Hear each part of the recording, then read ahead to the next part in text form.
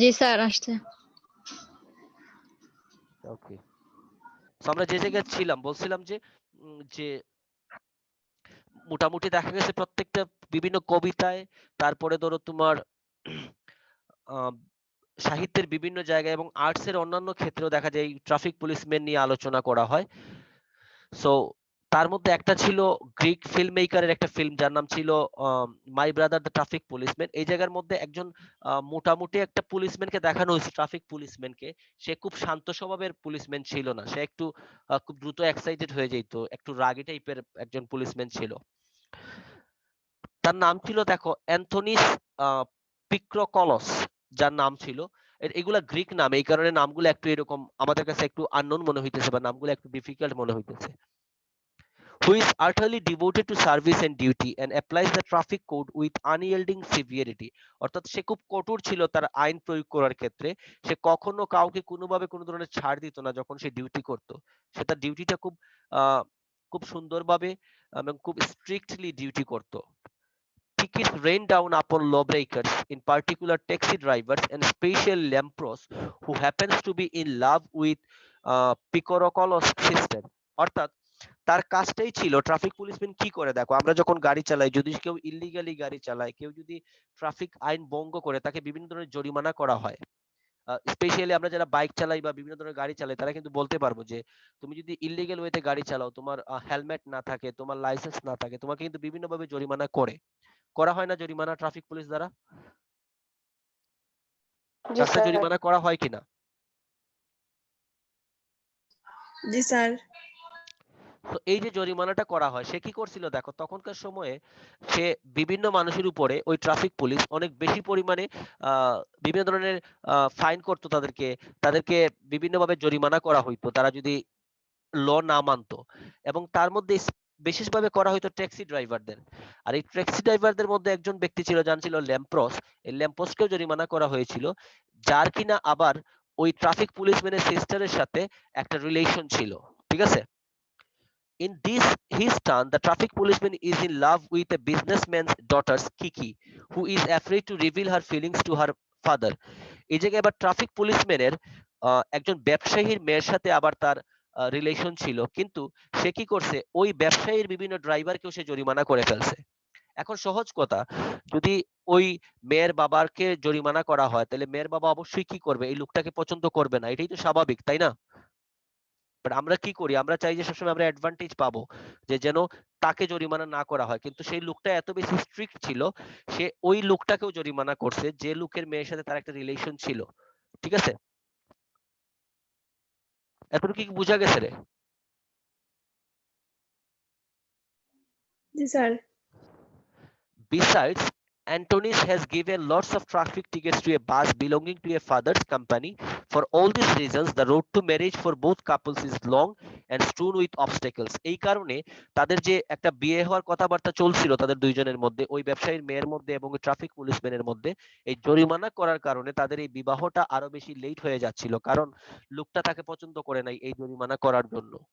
But the outcome is happy one for everyone involved. কিন্তু এই গল্পের শেষে আমরা যেটা জানতে পারবো, সবার মধ্যে যে একটা মানে লাস্টের দিকে একটা হ্যাপি এন্ডিং হয়েছিল সবার মধ্যে। মানে সেও ওই মেয়েটাকে বিয়ে করতে পেরেছিল এবং ওই বিজনেসম্যানের সাথে তার একটা খুব ভালো সম্পর্ক তৈরি হয়ে গিয়েছিল। অর্থাৎ এটা হলো একটা পুরো ফিল্মের একটা খণ্ড অংশ এই জায়গায় দেওয়া হয়েছে ট্রাফিক পুলিশম্যানের। বাট যেহেতু আমাদের প্রত্যেকটা চ্যাপ্টার পড়তে হবে, আমরা কোনো চ্যাপ্টারটা আসলে স্কিপ করে যাচ্ছি না, আমরা সবগুলা চ্যাপ্টার পড়বো। ঠিক আছে? আজকে আমরা আরেকটা চ্যাপ্টার পড়বো, চ্যাপ্টারটা হলো দ্য স্টোরি অফ শিল্পী। এটা তোমাদের আছে হলো একটু, তোমরা যদি অ্যাডোলেসেন্সে যাও, তোমাদের বইয়ে অ্যাডোলেসেন্সটা কোন ইউনিটে আছে একটু বলতে পারবা কেউ আমাকে? একটু দেখো তো খুঁজে।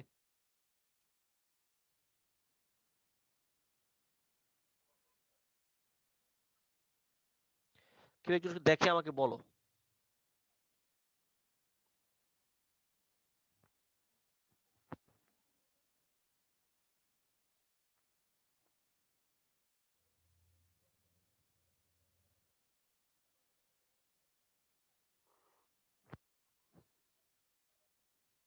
এই চ্যাপ্টারগুলো পড়ে ফেললে আমরা পরে মডেল কোয়েশ্চনে চলে যাব, আমরা চ্যাপ্টারগুলো আর পড়বো না, আমরা মডেল কোয়েশ্চন থেকে এসে অ্যান্সার করব। যদি সেটা কলেজে সম্ভব হয়, 30 তারিখ যদি কলেজ খুলে যায়, তাহলে আমরা মডেল কোয়েশ্চনগুলো শুরু করতে পারতাম আর কি। অথবা আমি যে রবিবারে ক্লাস করব সেটা আমরা মডেল কোয়েশ্চনটাকে একটু ফলো করার চেষ্টা করব। কেউ কি পাইছো অ্যাডোলেসেন্সটা তোমাদের বইয়ে কত নাম্বার ইউনিটে আছে? স্যার 6 এ। অ্যাডোলেসেন্স কি 6 এ আছে? জি স্যার। আচ্ছা আমি একটু দেখতেছি আমার এটাতে এই বইয়ের মধ্যে কতটুকু দিচ্ছে, বাট এটাতে অ্যাডোলেসেন্সটা দেয়া আছে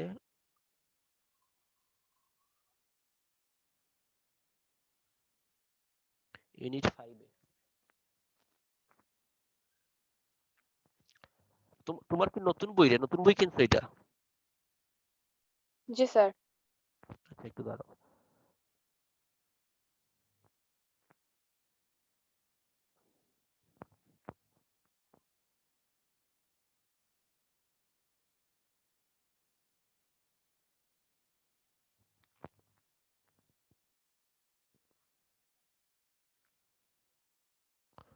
বাট এই বইয়ে দেয়া হয়েছে অ্যাডোলেসেন্সটা হলো ইউনিট 5 এ, পেজ নাম্বার 59 এ, স্টোরি অফ শিল্পী।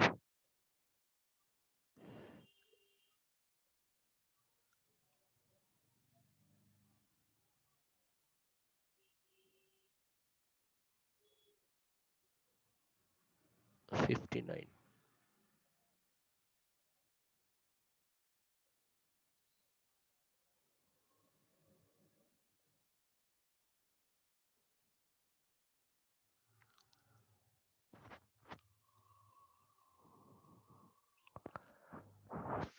আর একটু আগে।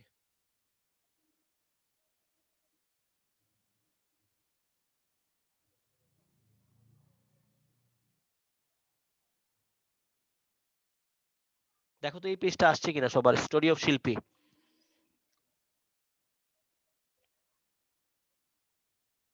আসছে সবার স্ক্রিনে? Yes, sir. জি স্যার। Sir. ওকে, এই একটা চ্যাপ্টার আমাদের জি, শুধু বাকি স্যার। আছে পড়ানোর। তো চ্যাপ্টারটা আমরা আজকে একটু শেষ করে দিই। এটা অ্যাডোলেসেন্স চ্যাপ্টারের একটা, অ্যাডোলেসেন্স ইউনিটের একটা চ্যাপ্টার যেটা আমাদের পড়ানোর বাকি রয়েছিল। শিল্পী was only 15 years old when she married Rashid in 2008. অর্থাৎ তার বয়স যখন 15 বছর বয়স ছিল তখন তাকে বিয়ে দেওয়া হয়েছিল রশিদের সাথে 2008 সালে। এটা হলো চাইল্ড ম্যারেজ নিয়ে এই চ্যাপ্টারটা, অ্যাডোলেসেন্স রিলেটেড একটা চ্যাপ্টার। এটা তোমাদের ধরো মেইন প্যাসেজ হিসেবে আসতে পারে, অথবা সেটা তোমার ফ্লো চার্টের জন্য আসতে পারে, অথবা সেটা তোমার সামারিতে আসতে পারে, অথবা সাবস্টিটিউশন টেবিলের জন্য আসতে পারে। সো চ্যাপ্টারটা আমাদেরকে একটু পড়তে হবে মিনিং সহ। Marrying of daughters at an early age, এবং এটা কিন্তু আমাদের রিয়েল লাইফের সাথে অনেক বেশি involve. Marrying of daughters at an early age is a standard practice for many families living in rural Bangladesh. অর্থাৎ মেয়েদেরকে খুব কম বয়সে বিয়ে দিয়ে দেওয়া, সেটা গ্রামের অনেক পরিবারের কাছে কিন্তু এটা একটা, মানে তারা মনে করে কি যে যদি আর্লি ম্যারেজটা দিয়ে দিতে পারে তাহলে তাদের, মানে তাদের কাছ থেকে একটা বার্ডেন কমে গেল, তারা এটা মনে করে। গ্রামে এখনো আছে, দেখা যায় বিফোর 16 বিফোর 14 মেয়েদেরকে দিয়ে দেওয়া হয়। এটাকে আসলে আমরা আর্লি ম্যারেজ হিসেবে ধরি, as we know that 18 years is the perfect time for given marriage to any girl, অথবা এই তাদের কারো কাছে সাথে তাদেরকে বিয়ে দেওয়ার বয়স হতে হলে অ্যাটলিস্ট 18 ইয়ার্স হইতে হয়। বাট গ্রামে এখনো দেখা যায় বিফোর 15 বিফোর 16 এরকম দিয়ে দেওয়া হয়। এটা একটা আর্লি ম্যারেজের পর্যায়ে পড়ে এবং এটা one kind of crimes. After her wedding, Shilpi joined a local empowerment group that provides adolescent girls with the tools needed to gradually change cultural practices, particularly those who pertaining to early marriage and pregnancy. অর্থাৎ সে তাকে এই 15 বছরে দিয়ে দেওয়ার পরে সে একটা empowerment গ্রুপে join করলো, যে গ্রুপে শিক্ষা দেওয়া হয় যাতে কোনো নতুন কারো কোনো নতুন আর্লি ম্যারেজ কেউ দিতে না পারে, চাইল্ড ম্যারেজ কেউ দিতে না পারে, সেটার উপরে শিক্ষা দেওয়া হয় এবং মানুষকে বোঝানোর চেষ্টা করা হয় যে আর্লি ম্যারেজটা খুবই ডেঞ্জারাস বা খুবই রিস্কি। এই গ্রুপের কাজটাই ছিল এইটা, এবং সে তার বিয়ের পরে ওই গ্রুপে সে যোগদান করেছিল। The group's activities include discussions on how to most effectively change behavior related to reproductive health as well as one-on-one counseling.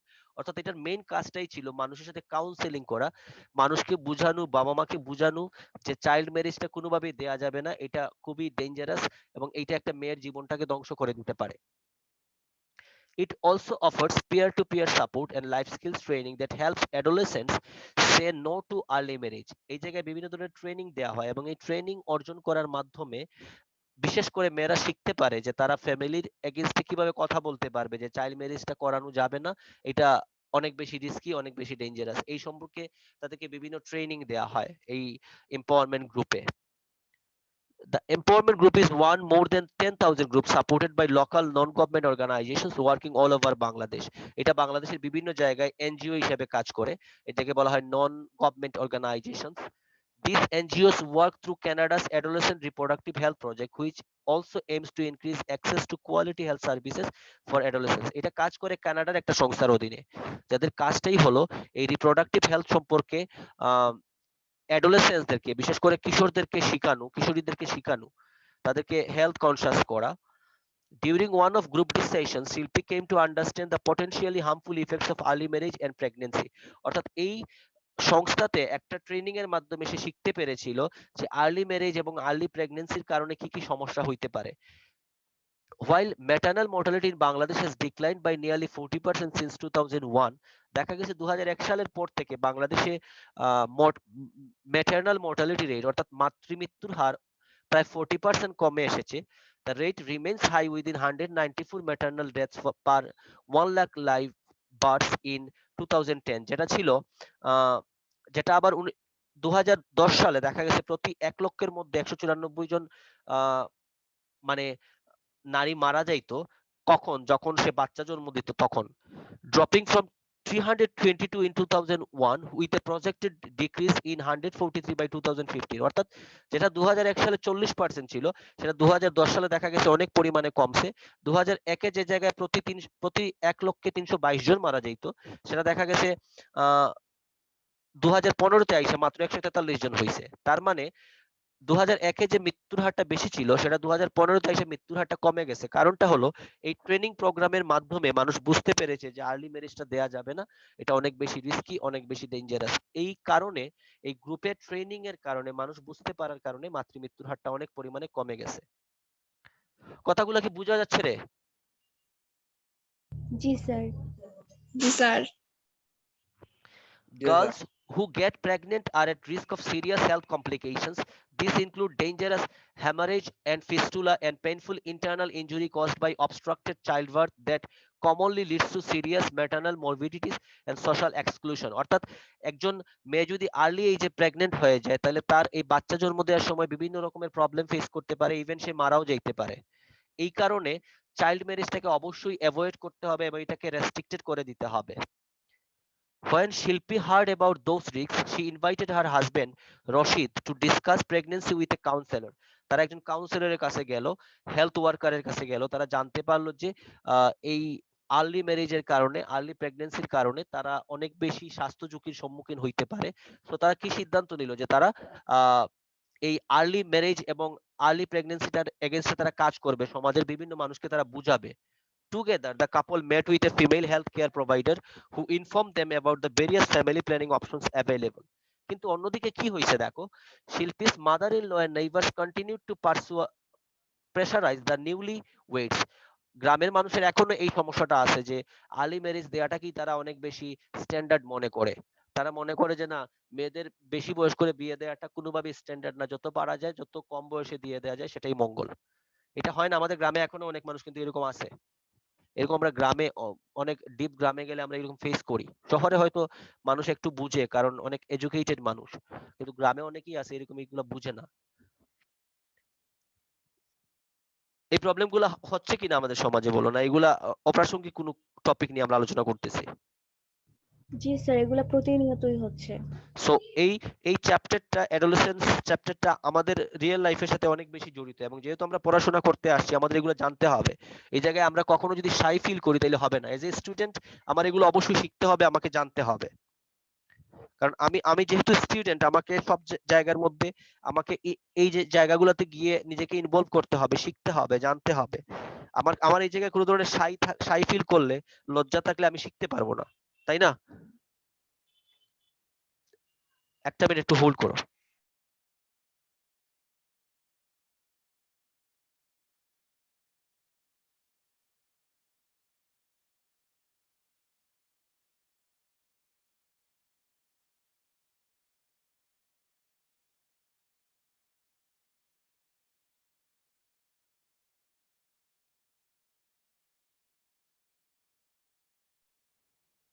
আচ্ছা আমি এতক্ষণ যে কথাগুলো বলছি এতগুলো বোঝা গেছে কিনা? স্যার এখন একটু আগে কয়েক সেকেন্ড আগে আপনার কথাগুলো স্পষ্ট শোনা যায় নাই, এখন আবার শোনা না যাচ্ছে। না আমি এতক্ষণ কথা বলি নাই, আমি তো একটু সময় নিলাম, বললাম একটু হোল্ড করার জন্য। 1 মিনিট কথা বলি নাই আমি। বুঝছি স্যার। জি স্যার, এতক্ষণ শোনা যে গেছে। কথাগুলো বলছি এতগুলা কি ক্লিয়ার বোঝা গেছে কিনা? জি স্যার, জি স্যার। জি স্যার ওকে, এখন কি বলছে দেখো, তো তারা কি করছে এই কাজগুলা করার পরে এই সংস্থা কি করলো, they took the help of parent peer who has been train to speak to other parents about adolescence issues. তারা তো নিজেরাই ছিল অনেক ছোট, যেমন শিল্পী বা তার হাজবেন্ড, তাদের কথা আবার অনেক গ্রামের বাবা মারা মানতো না। তখন কি করলো তারা এই সংস্থা, তারা একটা প্যারেন্ট পেয়ারকে নিল, অর্থাৎ দুইজন বাবা মাকে নিয়ে তারা ট্রেনিং দিল। দেওয়ার পরে ওই বাবা মা আবার কি করলো, গ্রামের সব বাবা মাকে বোঝানোর চেষ্টা করলো যে আর্লি ম্যারেজ, আর্লি প্রেগন্যান্সি এটা কোনোভাবেই ভালো না। সো যখন এই প্যারেন্টসরা গিয়ে অন্য প্যারেন্টসদেরকে বোঝানো শুরু করলো, তখনই তারা আসলে জিনিসটা সম্পর্কে বুঝতে পেরেছিল, এটার নেগেটিভ ইফেক্ট সম্পর্কে তাদের ধারণাটা ক্লিয়ার হইলো। ঠিক আছে, এই যে লিখছে দেখো, they took the help of a parent peer who has been trained to speak to other parents about adolescent issues. Shilpi's mother-in-law and neighbors eventually came to understand the harmful effects of early pregnancy on mother and child. বুঝা গেছে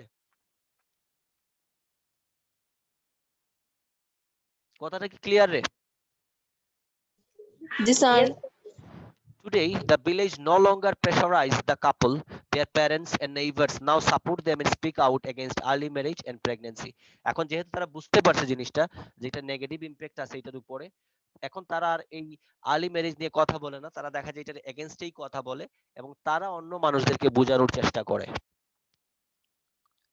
তো এই chapter গুলা আমাদের real লাইফের সাথে ওতপ্রোতভাবে জড়িত। আমাদের এই চ্যাপ্টার গুলা পড়ার শুধুমাত্র যে পরীক্ষা পাশের জন্য দরকার সেটা কিন্তু না, আমাদের রিয়েল সেন্সটাকেও কিন্তু ডেভেলপ করার জন্য এই চ্যাপ্টার গুলা পড়া দরকার। কারণ আমি যদি এডুকেটেড হওয়ার পরেও একটা আনএডুকেটেড মানুষের মতো, ইলিটারেট মানুষের মতো বিহেভ করি, আমি যদি বলি যে না এগুলো তো আলোচনার বিষয় না, তাহলে সেটা হয়ে গেল কি যে তুমি শিক্ষিত হয়েও তুমি শিক্ষার যে মেইন কাজটা আছে সেটা তুমি করতেছো না। তো তোমাকে এই জায়গাগুলাতে অনেক বেশি ওপেন হার্টেড হইতে হবে, অনেক বেশি জানতে হবে, and you should try to make people understand. তুমিও মানুষকে বোঝাতে পারো as an educated person of the society.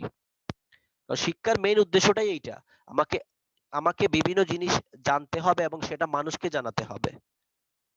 এখন আমরা যদি বলি যে না এই জিনিসগুলো স্যার আমার আলোচনার বিষয় না, তার মানে কি তুমি শিক্ষার যে মেইন উদ্দেশ্যটা তোমাকে এটা বোঝার দরকার আছে বলেই কিন্তু এটা চ্যাপ্টার গুলো দেওয়া হয়েছে, আদারওয়াইজ চ্যাপ্টার গুলো তারা ইনক্লুড করতো না বইয়ের সাথে, তাই না? এগুলাকে অ্যাভয়েড করার কোনো সুযোগ আমাদের নাই, আমাদেরকে এগুলো খুব ভালো করে বুঝতে হবে, এগুলোর উপরে কোয়েশ্চেন থাকবে, আমাদেরকে অ্যান্সার করতে হবে। কথাটা কি বুঝাইতে পারছি? জি স্যার। তোমাদের জি এই স্যার চ্যাপ্টারের উপরে দ্য স্টোরি অফ শিল্পী, দ্যাট মিন্স ইউনিট ইউনিট হলো 5 লেসন 4, যাদের বই ইউনিট 6 লেসন 4 যেটাই থাকুক, এটার মডেল কোয়েশ্চেনের উপরে এটার এমসিকিউ এবং অ্যানসারিং কোয়েশ্চেনটা আমরা করে গ্রুপে দিব, এটাই হলো আমাদের হোমওয়ার্ক থাকবে আগামী দিনের জন্য। আর আমি সবার কাছে এটাই এক্সপেক্ট করব যে আগামী রবিবারে আমরা মোটামুটি সবাই ক্লাসে যাব। অনলাইন ক্লাস তো থাকবেই বুধবারে, রবিবারে আমরা কলেজে ক্লাস করাবো। তোমরা গ্রুপে অথবা ম্যানুয়ালি যে যে যাকে পারো একটু জানাইয়া দিবা যে স্যার কলেজে আগামী রবিবার 12টায় ক্লাস করাবে, সবাই যেন সেকেন্ড পেপার বইটা নিয়ে আসে। কথাটা কি বুঝতে পারছি? জি স্যার। অবশ্যই কি পরে আসতে হবে? মার্কস। হ্যাঁ, মাস্কটা অবশ্যই পরে আসতে হবে, আদারওয়াইজ কিন্তু কষ্ট করে যাবা, তোমাকে কেউ এলাও করবে না ভিতরে যাওয়ার জন্য। তো এই জিনিসটা যেন মাথায় থাকে। তোমরা কি ইন্টারেস্টেড না যে তোমরা অনলাইন অফলাইন ক্লাস করবা কলেজে আইসা? জি স্যার, ইন্টারেস্ট খুবই। আচ্ছা, একজন ইন্টারেস্টেড, বাকি 7জন? জি স্যার জি স্যার। সো হোপফুলি স্যার আমরা আমরা আমরা আমরা এক্সপেক্ট করতে পারি যে আমাদের আগামী রবিবারে 12টায় দেখা হচ্ছে কলেজে। তোমরা চেষ্টা করবা 12টার 5-10 মিনিট আগে আসার। Okay, okay sir.